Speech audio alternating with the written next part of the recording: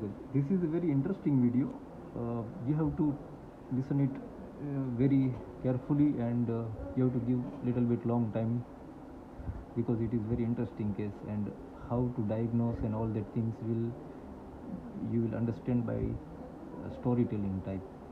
So this was an 18 years female patient who complains of amenorrhea since 4 months, and nothing else. This was liver, and that this is the kidney and spleen, right, left kidney. This is ovary, but I had written it ovary because I was feeling that this is ovary, but in fact it is not ovary. Okay, this is uterus, and ovary is over here.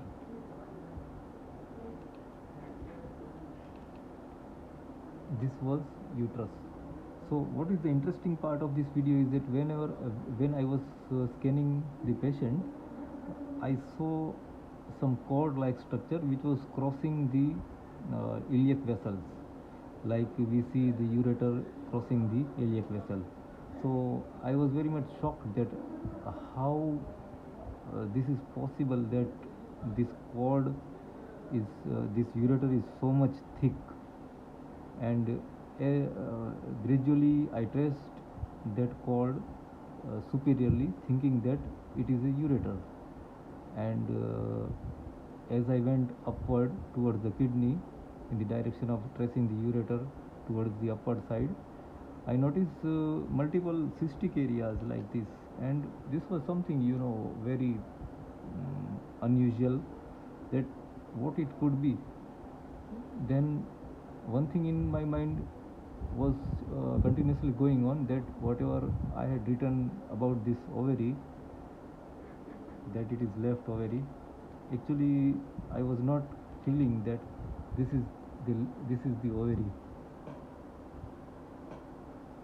Then what I thought, that it could be transitional cell carcinoma of the ureter, or maybe some tuberculosis. But then I visualized the kidneys, they were apparently normal. So actually I was not coming to the point that what is this cord like structure. So as I was not able to see the ovary, so I saw multiple follicles, multiple cyst like areas just beneath 2 to 3 centimeter beneath the lower pole of the both the kidneys. So finally it was undescended ovary. The ovaries were located too much high and laterally along the lateral border of the psoas muscle, and it was the case of undescended ovary. I had never imagined that ovary also are not able to descend, and logically thinking that if testis can become undescended, then why can't the ovary? So the diagnosis was clear and very easy, but as you can know that the eyes see what the brain knows is a fundamental of ultrasound. So finally that was ovary. Why it was ovary? Because the size of this ovary was matching the size of the normal ovary, around 4 centimeter by 1.3 centimeter. 1.3 centimeter, this is little bit less, but it was due to the probe compression. If I had not applied too much pressure on the probe, then maybe we can get around 2 centimeter. So this was the case of undescended ovary. It was nothing, and history of the patient was also normal, just simple amenorrhea since 4 months, and I was thinking too much in depth that it could be transitional cell carcinoma, and it could be either genital tuberculosis and all that thing. But the clinically patient was not having any complaints. Patient was apparently absolutely all right, except the complaint of amenorrhea.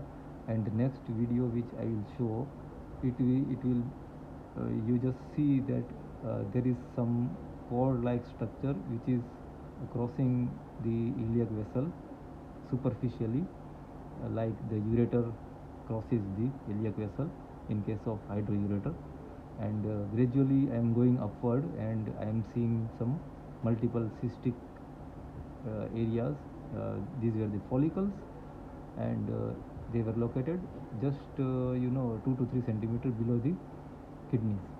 So the next video will be of the findings what I observed in the ultrasound.